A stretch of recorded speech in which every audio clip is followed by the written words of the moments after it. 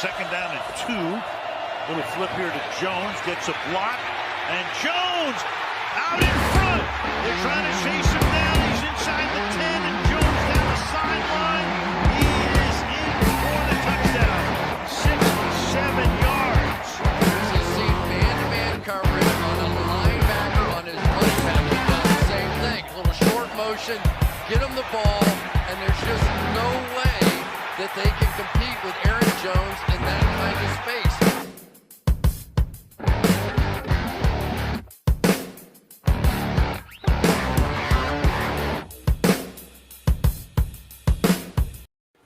All right, what's up, guys? Welcome into Packers Total Access. My name is Clayton. You can check us out on packernet.com. You can find me on Twitter at Packers_access. If you'd like to email the show, you can send a message to PackersTotalAccess@gmail.com. You can text the show at 865-658-5824. We're live on YouTube and Twitter. Got my buddy Jacob here from the Packernet Fantasy Podcast, and we're just going to talk a little pre-camp.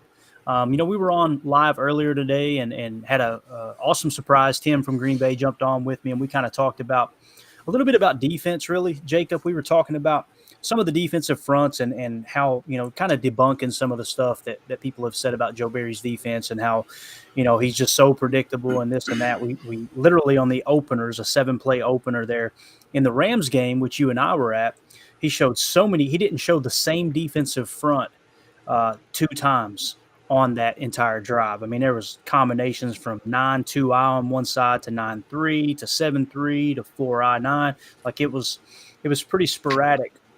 And on top of that, we basically highlighted 2 of the 7 plays. There was miscommunications, which led to a first down, which kind of goes hand in hand with what we talked about. During the season, you would see that from time to time. So what we're going to do here, Jacob, is kind of talk about the openers on offense in that Rams game. There's 11 plays. We want to talk about run-to-pass ratio. We're going to talk about pre-snap motion just to kind of give people an idea of what it was they were running as we were coming down the stretch last year. And to me, you got to kind of break the season up. Most coaching staffs, from what I understand, I don't pretend like I'm in the building, but most coaching staffs, from what I've heard, they break the season down into quarters, and you do kind of a self-scout per quarter, more or less. So every 4 or 5 games, with the addition of the 17th game, obviously there's an odd number there, but usually 3 to 5 game saturation. You want to self-scout, make sure you're not too predictable, and just kind of changing things up. So we ended the season fairly strong, in my opinion. I think we went 4-1 in the last 5 games. Unfortunately, we lost the game that we needed to get in the playoffs, but that's the way it goes. First things first, though. How's your day been?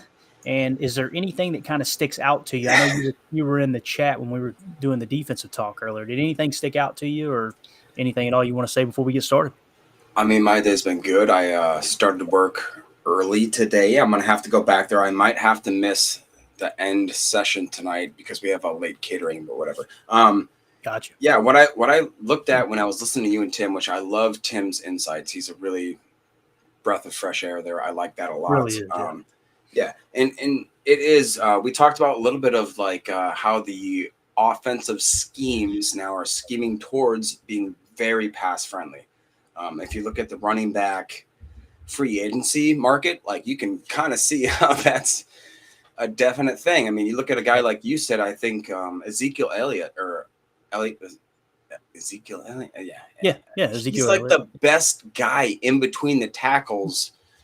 Maybe arguably for the last 5 years. And this guy he's on, you look at Kareem Hunt, you look at Dalvin Cook, you look at a lot of these guys. I mean, this is Aaron Jones. People say that he took a pay cut.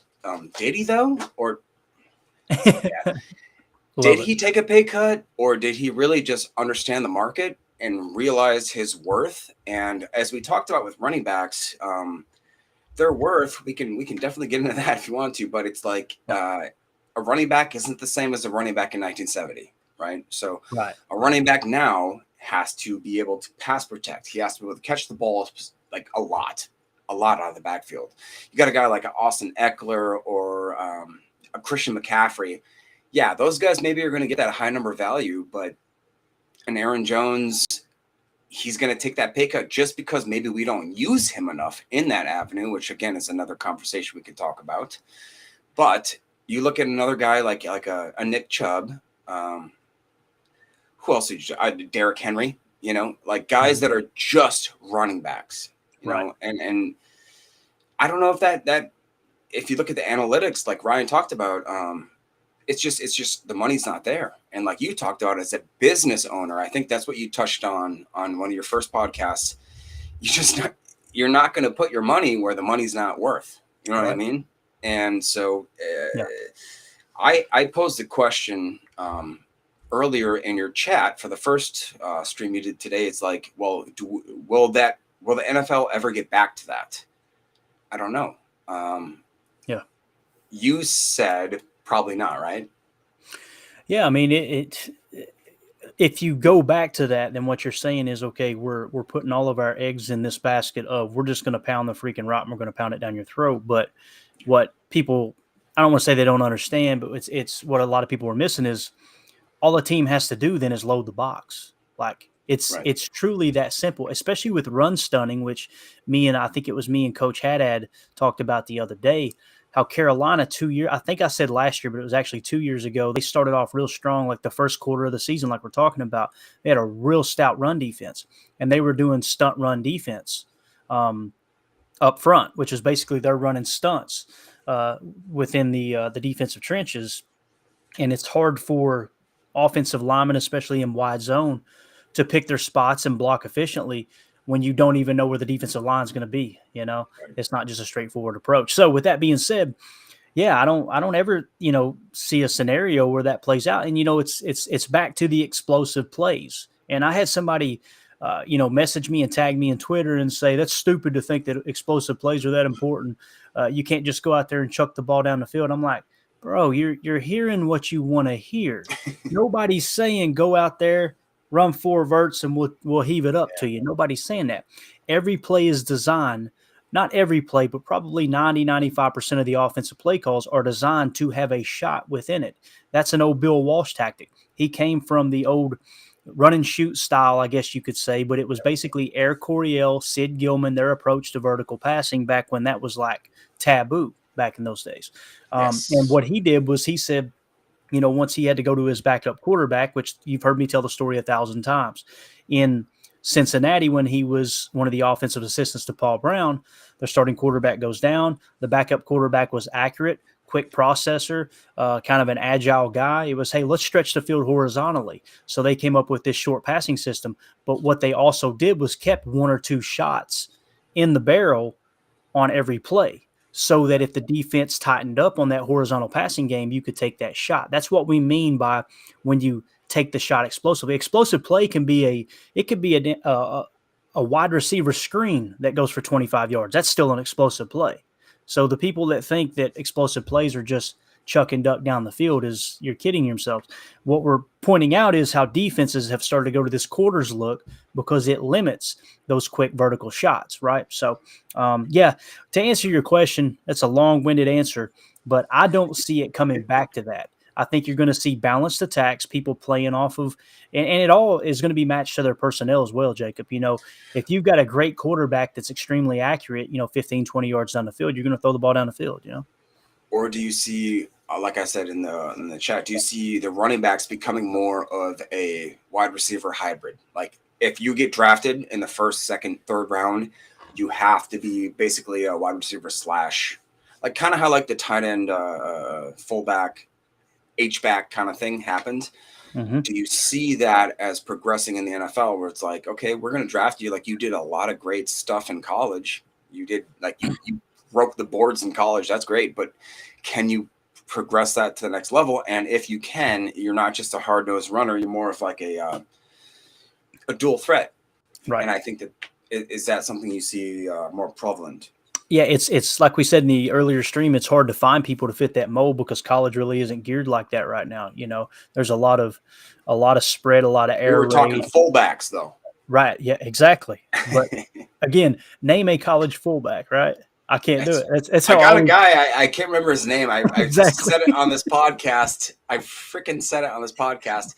He was a tweener. He had like a 9.9 RAS, right? Yeah, Yeah. yeah. And what you'll see is teams will take shots on those guys. They won't get drafted. They darn sure won't get drafted, but they'll invite them into camp and go, hey, can they be a use check type, right? But back to Aaron Jones, I'm glad you spun it back around because I did want to say people like Aaron Jones, running backs like Aaron Jones, which by the way, if you guys aren't following him on Instagram, go follow him.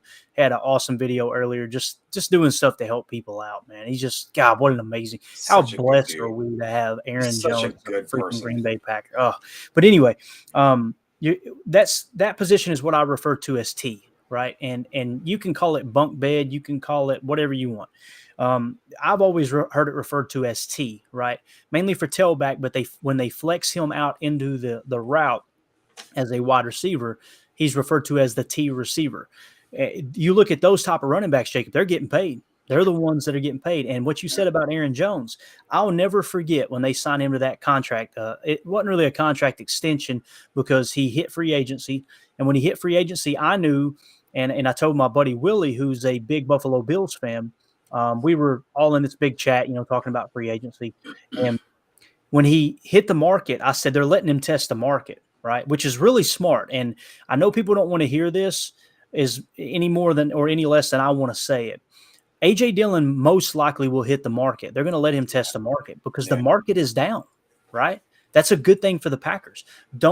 Typically you get about a 20% discount on signing a player before they hit free agency. Yep. But when it comes to running back, I mean, hell, Jacob, Dalvin Cook made the top 10 running backs list, and he ain't even on a team. How does that happen? He's gone. Yeah. Right? Because, which, by the way, did you? I don't want to get into it real hard, but Dalvin Cook, did you see any of that stuff with him? Mm-mm. Oh, you didn't? Are you serious? Oh no. You want to spill the tea real quick? Should we spill it here? Maybe there's a reason that he got released. I'll just say that there is a dispute between him and a lady who says that he may have struck her in certain ways and blah, blah, blah. So look, let's just, Viking fans, just saying, seems to be a common situation, but I'll just leave it there. It seems as if that may be a reason that Dalvin Cook is not being jumped on as if some prime prospect. Did you also see what happened with Addison, Jordan? Yes, I did see that. Man, and again, I don't want to just talk smack, but it's been like that down here, Georgia, the University of Georgia, or like street racing. What is that, dude? It's crazy. What is it? I don't understand that. Atlanta, Georgia, and Georgia, where Athens is, it's close enough to Atlanta that I feel like that whole thing kind of spills in. Atlanta was kind of the street racing birthplace. A lot of people don't know that. You drive fast and you leave a sexy corpse. That's what they talk about. Yeah, there you go. Man, I'll tell you, it's bad. It's real bad. And Kirby Smart's down here trying to put every time he puts a fire, it's like the old Three Stooges skit, where they're in the boat and Curly, punches a hole in the boat and it starts leaking. And what's he do? Well, we got to get this water out. Let's punch another hole in the boat. And I mean, that's literally Kirby Smart running around like a chicken with his head cut off in Georgia. But so not looking good. And you guys know Jordan Addison was my top receiver this last draft. I liked him more than anybody. Man, if the Packers would have took him and then he wanted to get out there and go too fast, too furious, that would have sucked. That would have sucked. But so Aaron Jones' contract, though, what I was saying about my Buffalo Bills buddy, when I told him the guaranteed money, I don't remember what it is right now, but I said, it's being reported this was the guaranteed money. And he went, no way, Clayton, it's impossible. And I was like, that's what they're reporting. I showed him the link. He said, if they signed Aaron Jones for that kind of guaranteed money, that is the still of free agency is what he said. And it was. Now, check it out. It was low on guaranteed up front, right? The overall number looked great.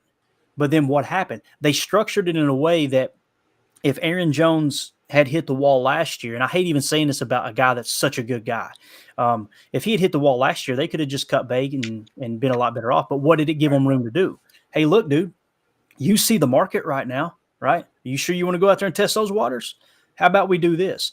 How about you lower the overall number that's your current contract? We convert some salary to guaranteed money in your pocket, and you get paid right now, and you get the security you need. You don't have to worry about hitting free agency and getting lowballed, and you're good to go. And that's what they did. And to your point, Jacob, when you look at the guaranteed money or the overall money he's going to make this year, I think it's like over $11 million, right? Yeah. So there you go. It's a little bit more, I think, than the franchise tag would warrant for a running back. Of course, he wouldn't, they couldn't use the franchise tag on him because he was under contract. I think it's a win-win for both sides. But as far as A.J. Dillon, now there's a chance that A.J. Dillon, as much as he loves Green Bay, and I don't want to say this because I want Dillon to get his money too. There's a chance that he goes to Green Bay and says, hey, man, I want a team-friendly deal. I really want to be here, and they get it done. But if he's really one do think that's going to happen. I really do. Now, if he's one, and rightfully so, if he's one that says, man, I need to get paid because you know how running backs get beat up, then I could see them letting him test free agency. His wife's family is here. That's all I need to say. Yeah, no doubt. You know what I'm saying? Like his wife's family, you know what that means, right? Like you're stuck, bro.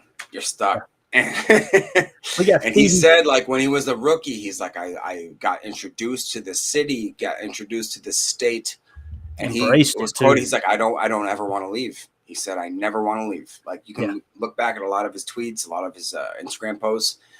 I don't see that guy trying to negotiate a deal to get out of Wisconsin. That's all I'm saying. Yeah, no doubt. I love this, dude. We had a complete agenda for this episode. Yeah, it went off. And we're 16 minutes in. We have not touched anything, and now we got people asking awesome questions in the chat. But Steve Van Ness, first of all, drops in and says, hey, I see you got my jersey on the wall back there. There it is. That was a gift from the wife. She surprised me the other day, and this is how Mandy is. I come home, and she knows how busy and oblivious I am. I'm in the house. I'm out. I'm running like crazy. And she just set it on the counter, bro. I come in, and then all of a sudden I look up and I go, I was like, what jersey is that? I don't remember ordering a jersey. And I looked at it, it said Van Ness. I seen the autograph. I was like, did you get me a Van Ness jersey autograph? And she just grinned and walked off. So, yeah, that's Steve Van Ness back there. Yeah, I'll tell you a story about Mandy. We went to the Rams game together. It was the first time I ever met Clayton, and I don't remember what court it was, something like that. I walked up because there was a really long line to get, anything as it is always. Yeah.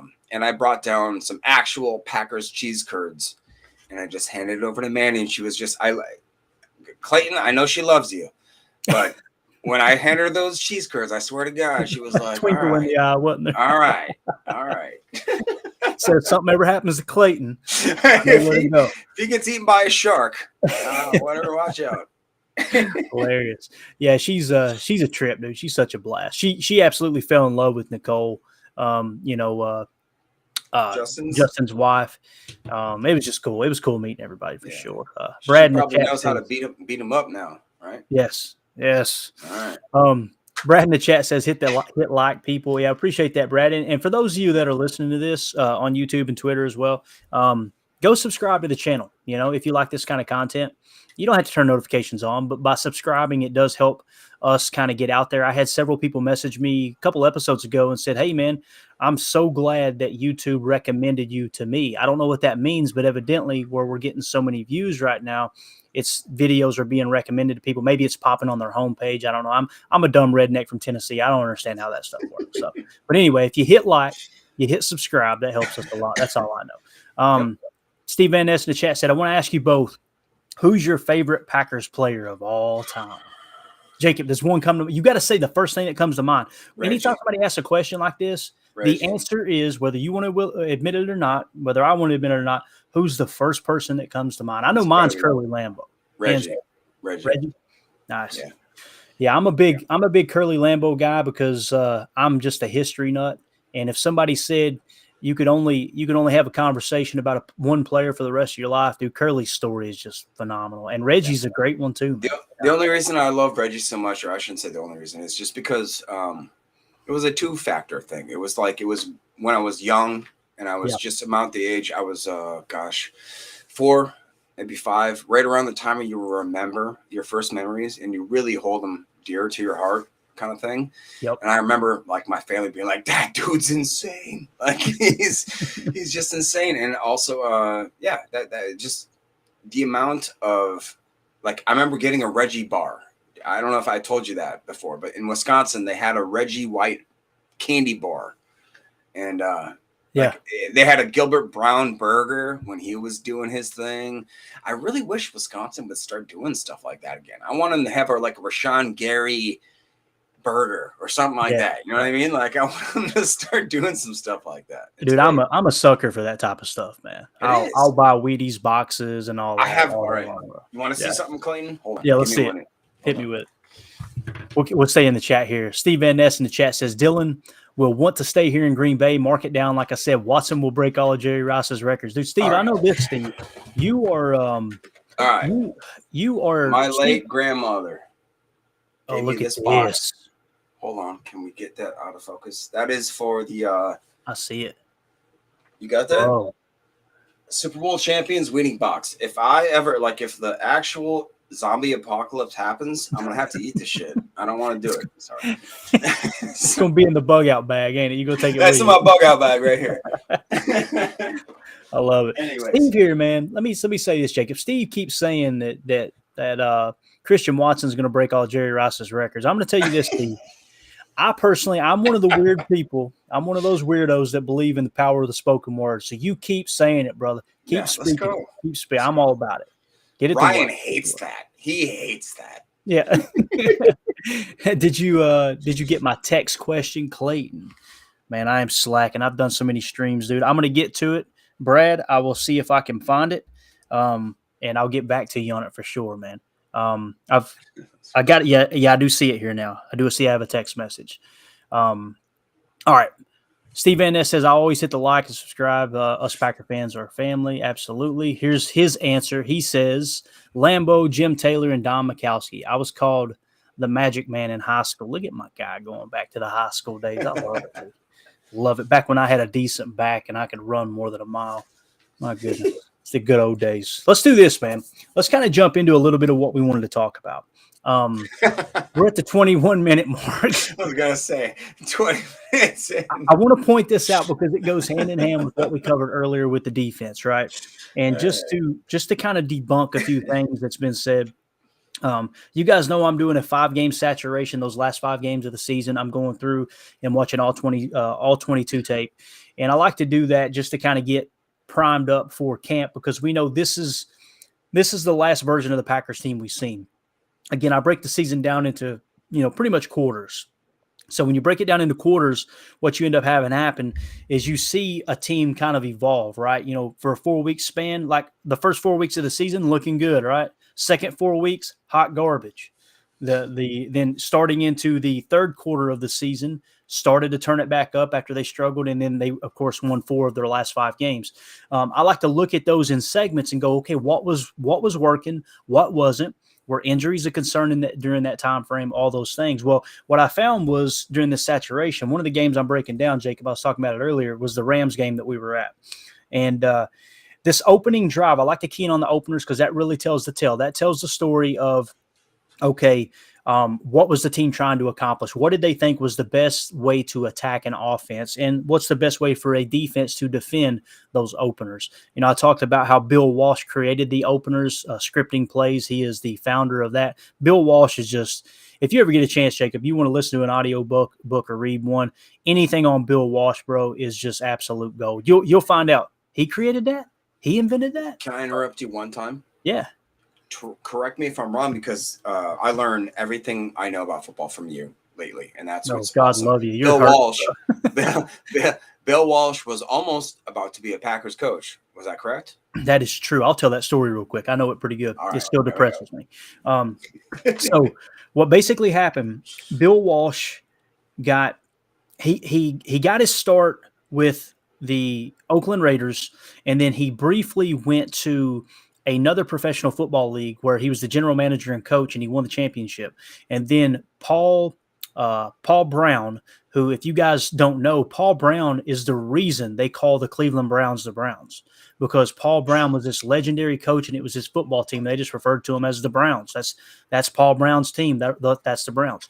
When they ran him out of town, when Art Modell bought the Cleveland Browns, they ran him out of town, and Cincinnati hired him. So Paul Brown went on to Cincinnati and done great things, right? That's why you've heard Paul Brown Stadium, all that stuff in the past. Well, he hires a young Bill Walsh to be an offensive assistant. Hillman, I believe it was Billy Johnson, I think was his name. Johnson was definitely, Bill Johnson, I believe, was the other offensive mind there.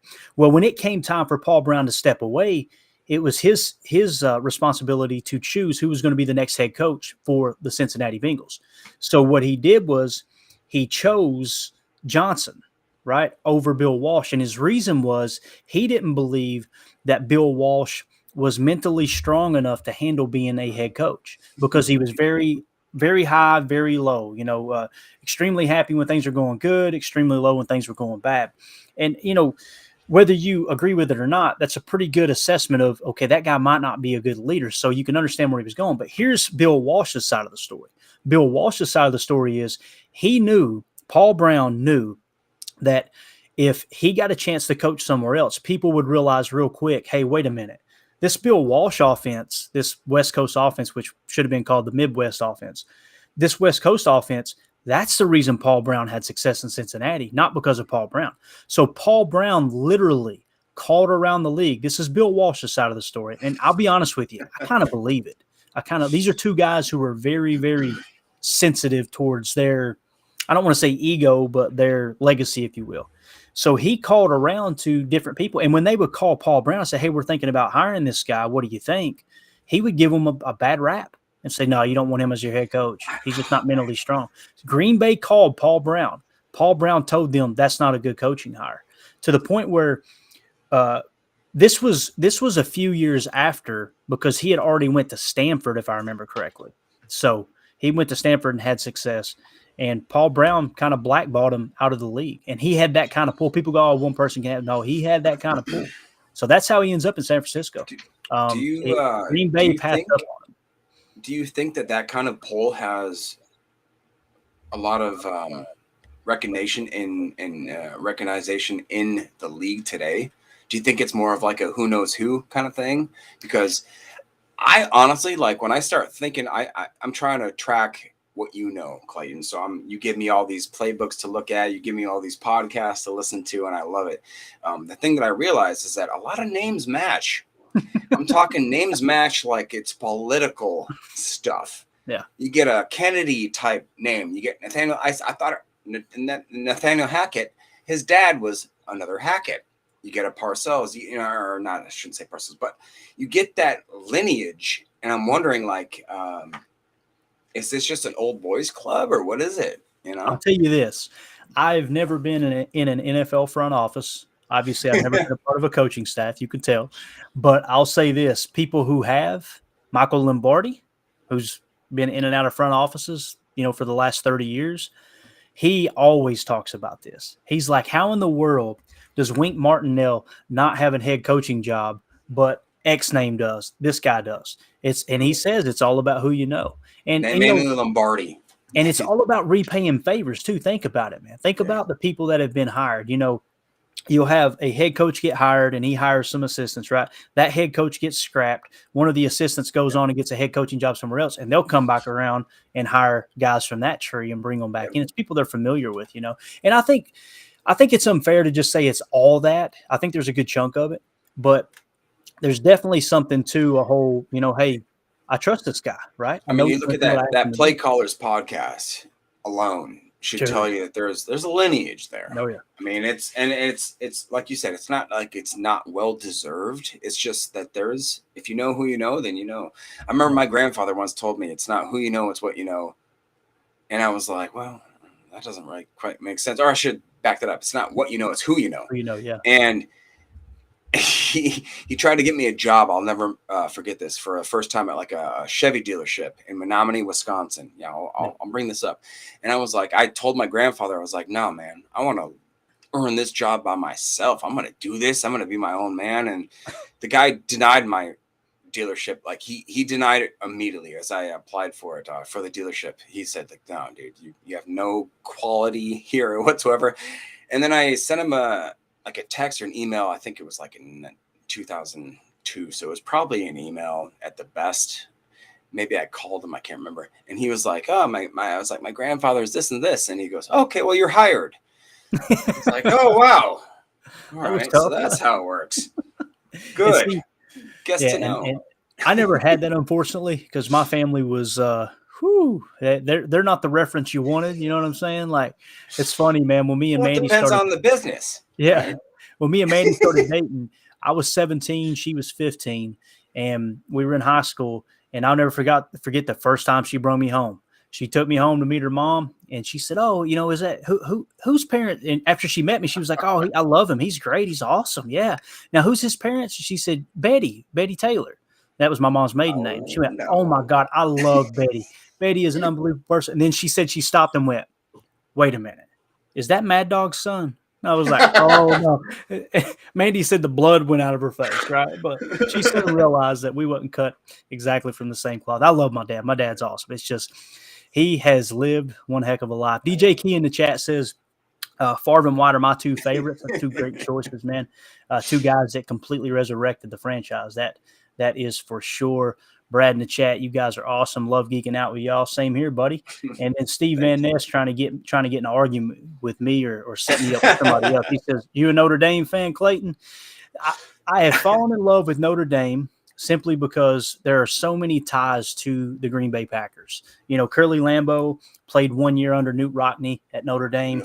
I didn't know this, but I found out actually for the first time this year, one of the four horsemen, this is crazy, one of the four horsemen of Notre Dame's famous backfield back under Newt Rockne actually was coached by Curly Lambeau in high school football. That was crazy, right? He was like, he'd done a little bit of coaching on the side or whatever. It was either football or baseball, but there was another Notre Dame tie there. And then, of course, man, the fact that the Packers passed up, and so many other teams did too, they passed up on Joe Montana, in that draft. It's like, God, could you imagine if they had Bill Walsh and Joe Montana? I was going to say, is that another Bill Walsh scenario? Man, where it's wild. that happens? And we are so far. We're not even going back to the itinerary here because it ain't going to get. But I love talking ball like this. This is awesome. This is a good pre-camp episode. Bill Walsh actually, from what I understand, wasn't looking at Joe Montana. He went in to look at a tight end, if I remember correctly. He went in to look at a tight end, and Joe Montana happened to be the one throwing that day. And that's how he spotted Joe Montana and was like, that guy's feet. He always talked about his feet, and everybody was like, that's so weird. He was like, they said that he would be on the sideline watching Joe Montana warm up with his 3-step, 5-step, 7-step drops, because everything in that West Coast offense under Bill Walsh was in unison. A 3-step and a hitch, you go here. Like everything was timed up perfect. And they said that Bill Walsh was over with his arm, and he's going, look at Joe's feet. Yeah. They're beautiful. Look at his feet. And they're going, the hell are you talking about? His feet? What do you mean? Like he's seen that in Joe Montana. So anyway, yeah, that's a tough pill to swallow there too, man. It really is. Really, really is. But yes, I'm a Notre Dame fan because, like I said, the ties to Green Bay. Can I ask real quick? The Joe Montana draft, was that 1980? I can't remember, man. Oh, God. I was trying to think too what year it was. 1989? No. Maybe. I think it was earlier than that. I do. You need to Google that. We need to Google that for sure. Okay. It's going to drive me crazy. Somebody in the chat do that for me if you. I'm going to put these guys to work. Find Steve, out when Joe do Montana something for us. Come on, Steve. Yeah. Brad in the chat says best cheeseburgers in the world are over there in Marinette at Mickey Lou's. I don't know. I don't know. You got this plate, dude. I'm telling you right now, man. Just hearing people talk about the local dives in the state of Wisconsin and surrounding states is like, I just want to move up there, man. I really do. But if you do, though, you'll die of diabetes. Like it's just gonna happen. Right. Yeah, I thought it was earlier, but Steve said I'm a Notre Dame fan as well, so we're now bros. Good stuff. And then he said 1981 he believes is when Joe Montana, and I think I was thinking it was in the early 80s because I can't remember what year Bill. I should know this with as many books as I've listened to here lately. I can't remember what year Bill Walsh went over to San Francisco, but it was kind of mid to early 80s, I believe. So, but he said no way. He's checking right now. Anyway, I love it. I love this type of talk, though. What I was going to get at, I'll hit on it really, really quick while he looks that up. In that Packers offensive line, or in the Packers Rams game that we went to, that opening drive, this was the Packers opening drive. Okay, they had 11 plays. All right, now I'm going to read them off really, really quick so you guys get an idea of what we were looking to accomplish with those openers against the Rams. Okay, and again, I think this was December 22nd. Does that sound right? That sounds perfect. Yep. Okay. Yep. First play. Shotgun, Z motion, play action pass. It was incomplete. Okay. Second play, shotgun, Z motion, pin and pull run for 5 yards. Shotgun, quick set pass, 8 yards to Dobbs, first down. Shotgun, slot shift, power run, 9 yards. Ace, H flex, jet motion, lead toss, 8 yards and a first down. shotgun X motion return, out route pass for 7 yards, shotgun X motion sit and dig pass for 11 yards, first down, ace 12.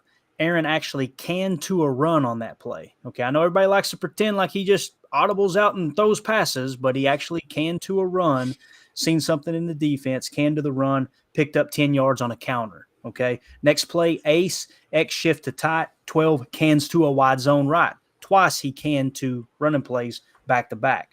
Then you had ace, H jet, play action, naked boot. There was a pass interference no call. That was in front of us. You remember when Ramsey tripped Watson? Oh, my God. Dude. And Jacob with 2 beers in his hands going, "Why are you doing it?" It was awesome. Absolutely awesome.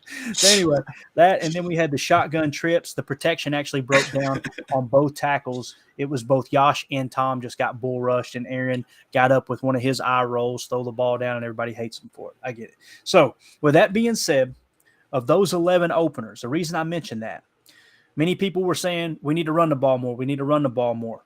We had 11 plays. We passed the ball 6 times. We ran it 5, 6 of which had motion and 3 had shifts. So the difference between motion and shift, and this is according to Greg Cosell, a motion is when a player moves, the ball is snapped while he's still moving. That's considered motion. A shift is when a player moves, comes set, and then the ball is snapped.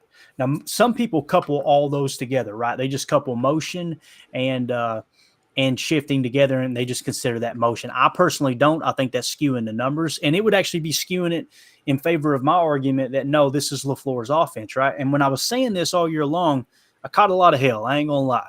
Fans were like, you just don't want to admit that Aaron's not running the offense, and blah, blah, blah. So on this specific drive here, guys, only 2 of the 11 plays where they're not motion, right? 6 motion, 3 shifts. Okay. Now, yes, there was a lot of shotgun there. I agree. If I remember correctly, I wrote that down as well. Yeah, you had of 11 plays, you had 7 out of the gun, 4 out of the ace, right? So when we see Love take over, you may see that switch. It may be 7 ace, 4 gun. They're still going to see shotgun. There's no doubt about it. But when you pull this up, I'm going to pull this graphic up real quick, Jacob, cover up our ugly mugs for a second.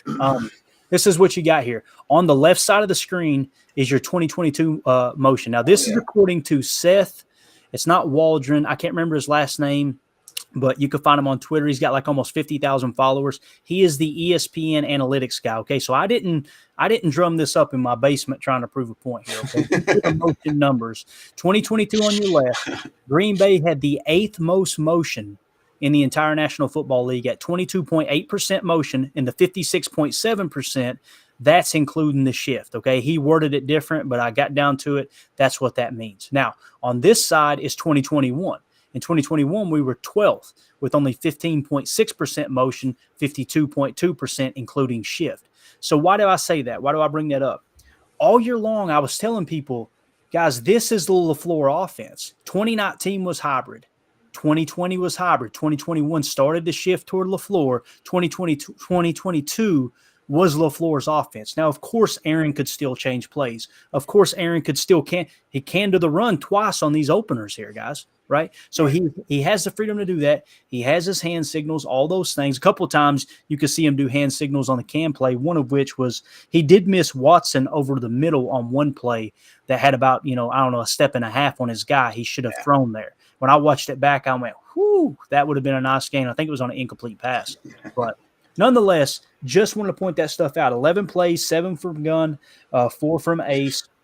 Again, you had 6 motion, 3 shifts, so only 2 of those 11 openers didn't have any kind of motion, which completely debunks what we talked about. What's that? Clay, can I ask you one question? Do you think that possibly that if people are to judge and say that this isn't the LaFleur offense, well, is it because maybe that we went from, 15th to 12th in motion? What if we go to first? And that's the Matt LaFleur offense, meaning that we have that much motion. And honestly, I wouldn't be surprised if that happens, because if I listen to the play caller's concept, if you listen to what they do and the way that he would branch maybe off, because of in this new year, we don't have Mercedes Lewis. We don't have those set blocking tight ends. We need guys that are going to be moving around. We need them to be confusing the defense to a point where they don't know how to set on a defense unless we're stopping with motion. You know what I mean? So is that something that maybe we can jump to number 1 or number 2 and it wouldn't be surprising to you? and I want to say this on those two of those openers, the H flex jet motion and the H jet. I seen DeGuara do that, and I said H because we know DeGuara is an H back. Yeah. If it had been Luke Musgrave on the field, you'd probably say F motion, right? Because he's more of an F receiver. When I seen him motion, I went, boy, Musgrave right there. Oh my God. All that speed on a jet motion, dude. And not even giving him the ball, but just the defense having to be aware of that speed, right? Now, listen, Musgrave could come out and fall flat on his face. I wouldn't be surprised. The league is tough. They get paid too.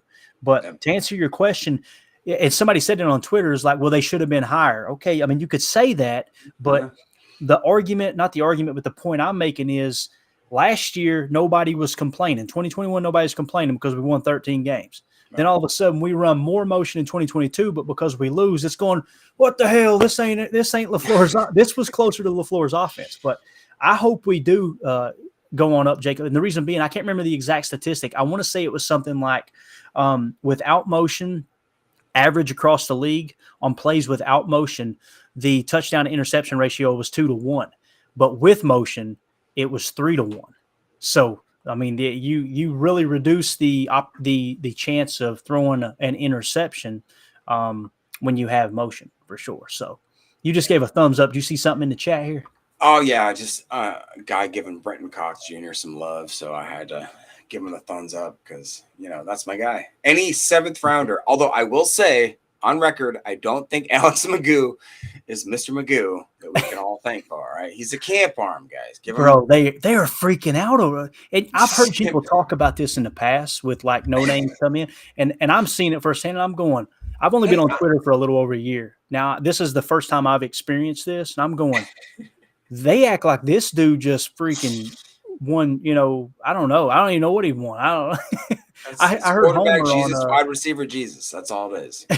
Right. And go. I love Kurt Banker. I will always love Kurt Banker. Absolutely. Same here, man. He's awesome. That guy is a freaking brilliant quarterback, and I really want him to come back, man. Just come back, Kurt. Come on, man. Show us how we kneel. That's how that kneel down. I love it. Brad in the chat said, how does the blocking scheme and quote, illusion of complexity change this year with a new quarterback and such young tight ends? I could see them, like Jacob was saying, I could see them leaning on it a little bit more. I really could. I could see them leaning on it a little bit more and causing some confusion. The blocking scheme is really, it's so not talked about enough. I don't, I'm a dumb rat. I don't know how to word that correctly like a scholar. Nobody's going to mistake me for Margaret Thatcher. I promise you that. But when you talk about the different blocking schemes, right, that they ran, and I don't have the list in front of me. Actually, I do right here. I'll be darned. Let's go load it up. Hark. So the types of runs they ran last year: outside zone 36%, inside zone 23%, pin and pull 14%. You heard me talk about that on that opener. Yep. Duo 11%, counter 6%. You heard me mention that. Power 2%. They ran one of those plays. Draw 1%. They were very, very, very multiple when it comes to blocking schemes, right? Yeah. And some people, and this is what I was talking about on the episode before last. I said, it's going to come down to what Brian Bulaga talked about on Wildy and Tausch. Can Jordan Love handle these line checks, right? Because Josh Myers hasn't proven that he can handle it. You got a young quarterback and you got like a Jeff Saturday in his prime. That quarterback can lean on somebody like Jeff Saturday or a Corey Linsley or whoever. Yeah. Corey Linsley's phenomenal. Brian Bulaga did a great job talking about the difference between him and Myers. So that young quarterback can lean on that center. Well, when you have a young center, that young center can lean on someone like Aaron Rodgers. But at the same time, when you look at Jordan Love, you go, hey, dude, he's been in the system for 3 years. If he can get it, he's going to have it this year, right? He is going to have it. And that's exciting for me, man. I'm eager to see it too. The illusion of complexity, that's something that started with Bill Walsh, mainly in the passing game, but it's definitely trickled down to Kyle Shanahan, Matt LaFleur, and all these guys. You want to make something really simple, but make it appear very, very complex. That's for sure. All right, let's see. Let's get back to the chat. I'm trying to think here, but this thing blew up on us. We're way behind. All right, Steve Van Ness.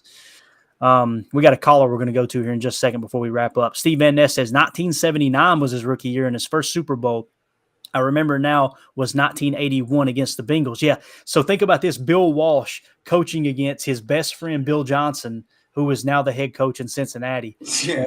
And they came out like on the first drive and ran a trick play, some kind of reverse pass. Yeah. But so that was 1979 that he was drafted. Wow, that's forever ago, man. It's amazing.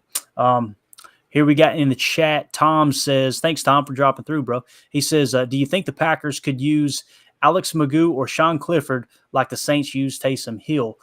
I don't see them as the same type of player, honestly, Tom, but I'm a little bit ignorant in that regard, too. I'm not going to sit here and pretend like I watch Sean Clifford a lot. If you do look at a lot of Alex Magoo's, he's a much better runner. He's like a Justin Fields, but can pass better. If you look at Sean Clifford, he's just an all-around like threat. And again, people are sleeping on him. He's a 5th-round guy that people said that there's no reason that we should have drafted him. Obviously, there's a reason.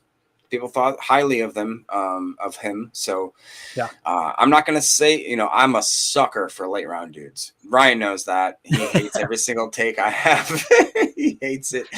But I am on my, I think Sean Clifford could be, you watch him at Penn State, bro. He can throw some stuff and he can run, dude. He can run. I do not think Alex Magoo is going to make the team in any capacity. I do think that Danny Etling is probably going to be our arm quarterback in the, what do you call it? Forgive me, the practice squad, and I just think that maybe we may have something. I got to ask, Sean Clifford. Is it Magoo or Mago? I need to know. It's definitely Mr. Magoo. Okay, I see. I don't even know if you're being serious right now. I have no idea. I'm not even lying. I think it's Mr. Magoo. Okay, got it. Look, Steve Van Ness said I pronounce his name Alex Magoo. Well, there you go. I told y'all that Kingsley Enigbare's name is that name, and y'all still don't understand me. So here's what's crazy. As you were describing Alex Magoo, and then you mentioned Danny Etling. Danny Etling was that same type of player. Some people thought he might be a wide receiver, and that might be what Belichick was. I can't remember if they drafted him or signed him as an undrafted free agent in New England. Right. But they were thinking, just like Julian Edelman was a college quarterback, let's convert him to wide receiver. There may be a little bit there. I don't know. And I don't know enough about it. I think he's like 27, 28, so he's up there. But he has shown, and I think he was like what was he? Was he LSU? I think he was LSU quarterback. I don't have that in front of me. Forgive me if I'm wrong, but he's shown, and I think Andy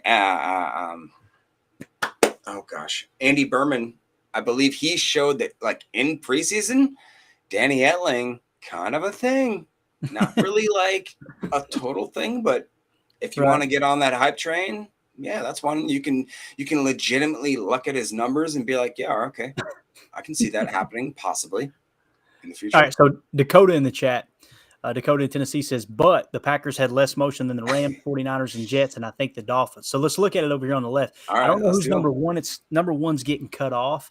By the way, I had to screenshot it. Yeah. But you do have the Rams at number 2. You're right there. The Jets had more motion. Of course, that was Matt LaFleur.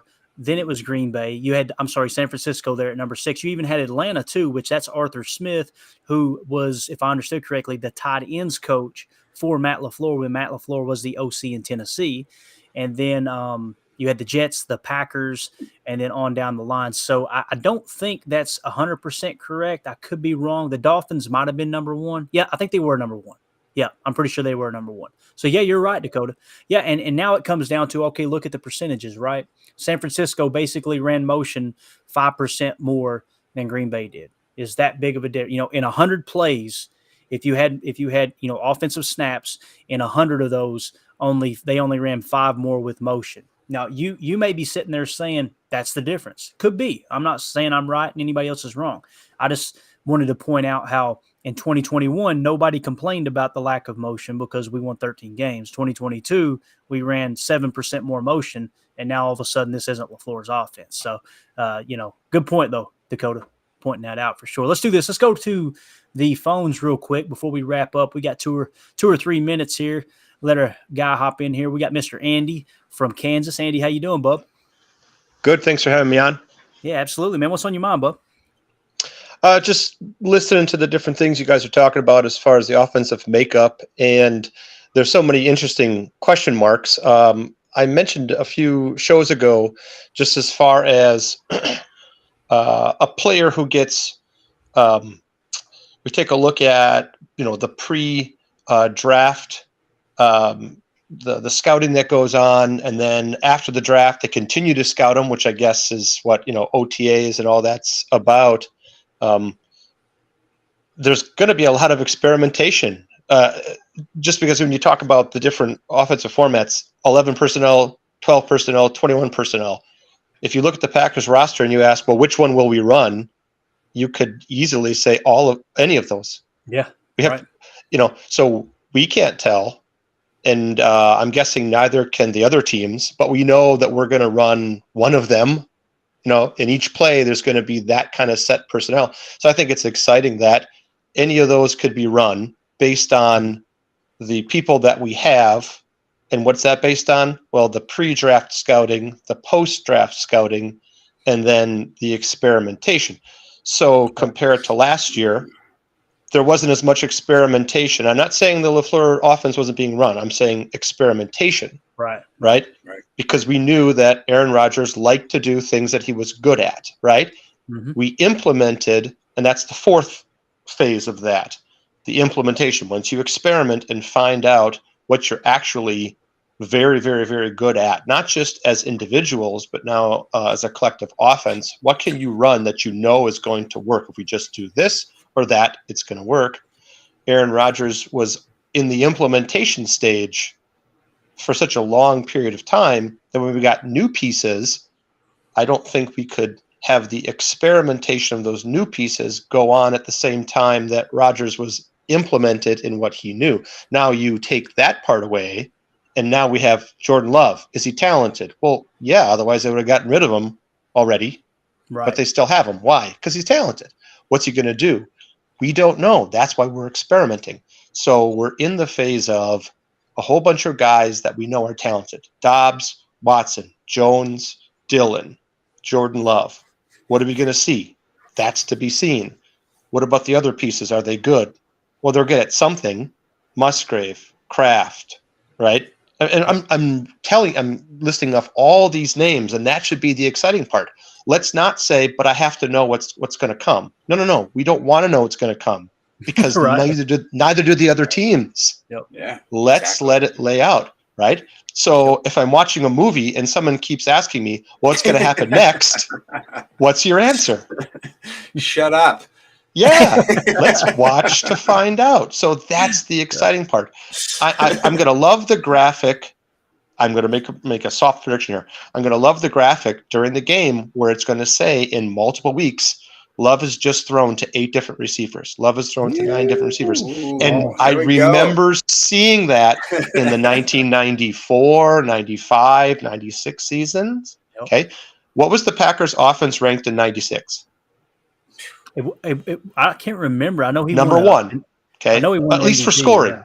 For scoring, it was number one. Okay. How many 1,000-yard receivers were on that team?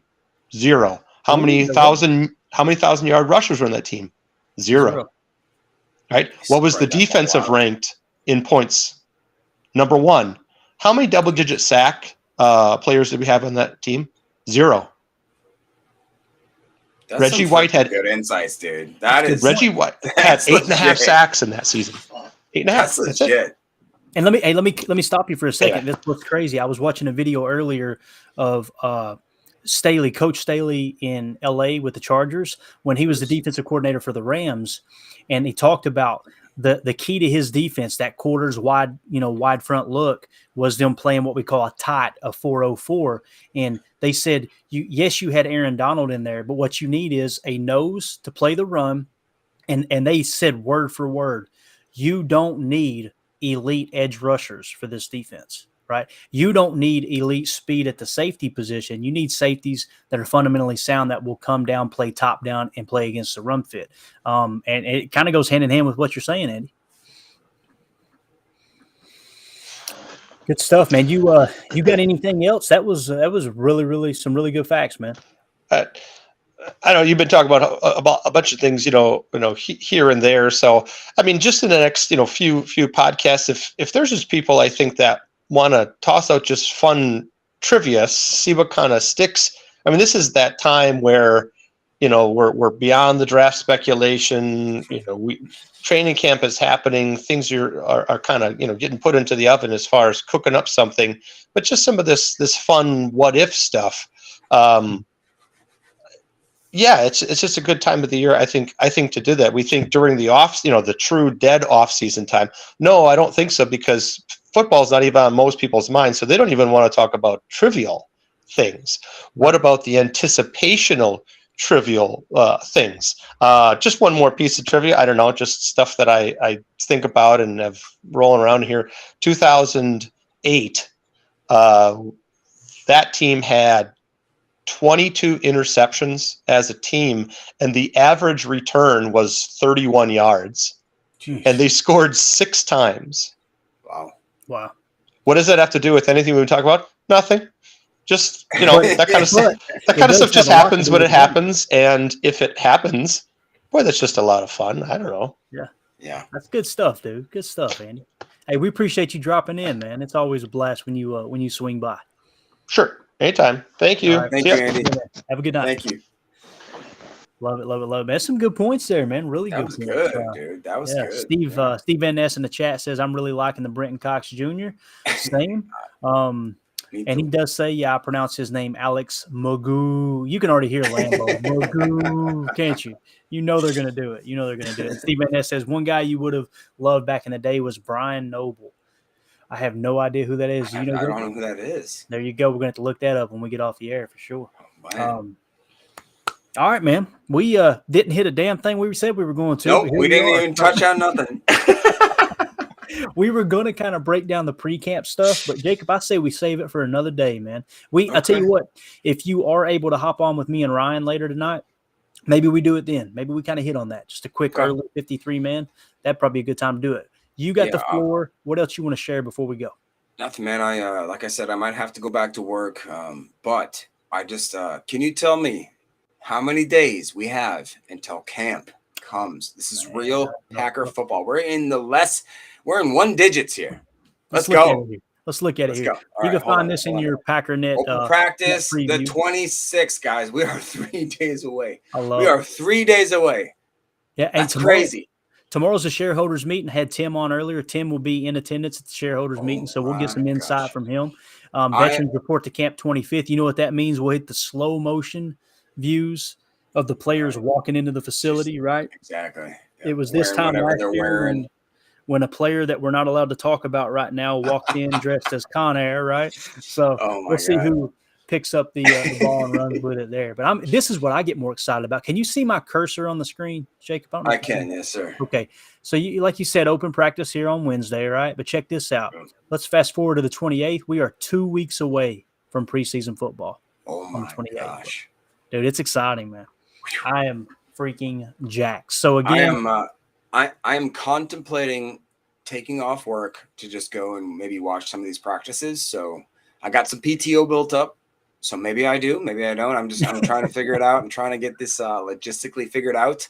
I would love to go there. I'd love to meet Tim. I'd love to hang out with anybody that's in the Green Bay area. So one thing that I will say, and I don't mean to step on your toes, Clayton, is that if anybody is in Green Bay, if anybody's in the Wisconsin area, if anybody has any insights, let's all, get together. Let's talk about it. Let's start live streaming together. Let's start putting out some content that is very valuable because, guys, I don't want to brag on Clayton or nothing, but in this last live stream, Mr. Devondre Campbell shared his post saying that, like, hey, man, thank you. I appreciate it. And that's a sign of good things to come.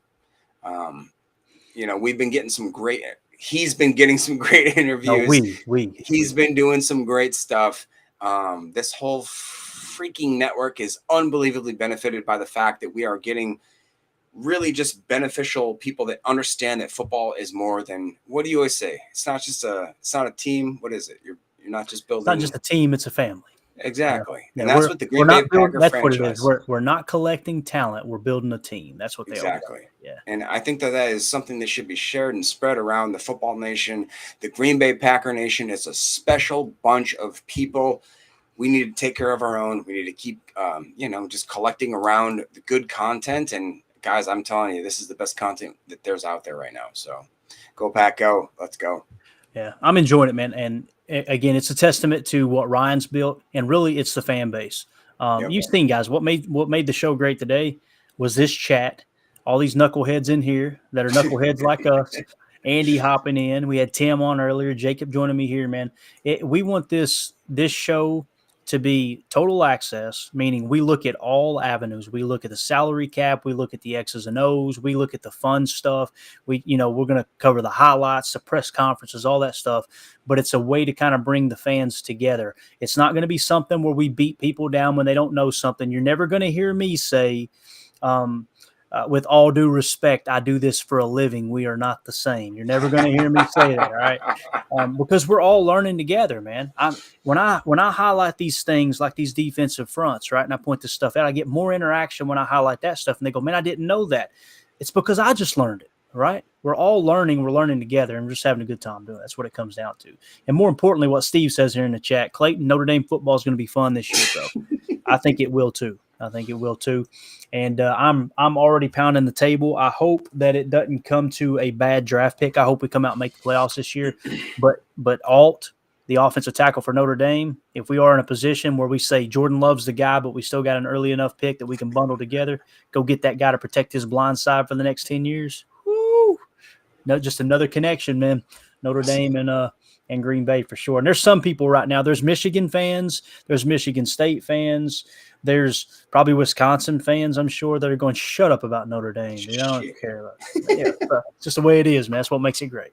We're going to get out of here. We're over the hour mark. We completely screwed this episode up, but thankfully you guys made it a blast. So really, really appreciate everybody's time. Thanks for taking the time to hang out with us. Thank you for those that are listening on the pod. Not sure when it'll go live, but really appreciate you making us a part of your day as well. As always, let's go out and be the change we want to see in the world, and go Pack go. The power sweep actually is the lead play in our offense. Tell the tackle to take the defensive end if he's over him. If he's not, to drive down on the first man who is inside. Fullback, we tell him to take the first man outside the offensive tackle. No one shows. He goes right by this and steals inside. If the YN has the linebacker taken out, he cuts inside. If the YN has the linebacker in, he comes all the way around. If you look at this play, what we're trying to get is a seal here and a seal here, and try to run this play in the alley.